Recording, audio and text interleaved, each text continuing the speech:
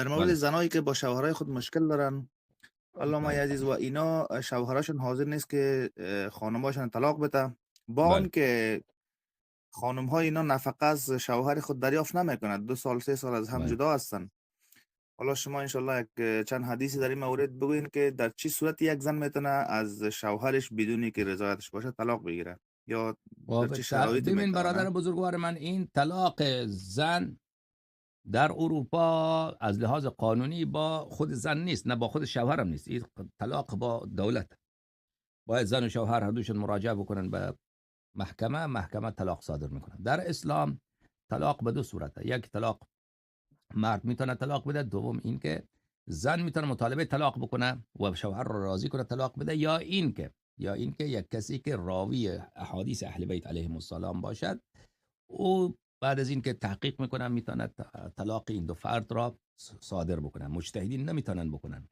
مجتهدین طلاقونه ها اشکال شرعی داره. بله، چون اون اصلا دشمن دینند و منحرفن.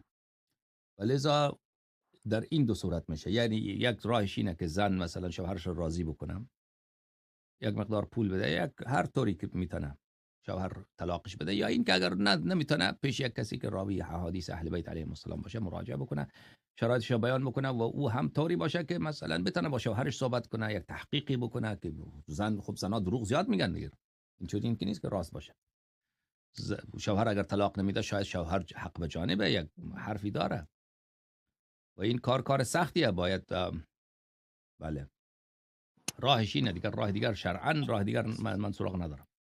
علامه عزیز، ما که شاهد چند قضیه در اینجا بودیم متاسفانه، که شوهرها با آن که رضایت نداشتن، اینا یک چند تا شیخ بدین و بی خدا را پیدا کردن از همین نمایندای مشتعیدین. البته مشتعید نیست، اینا مشتعید هستن استاد محترم.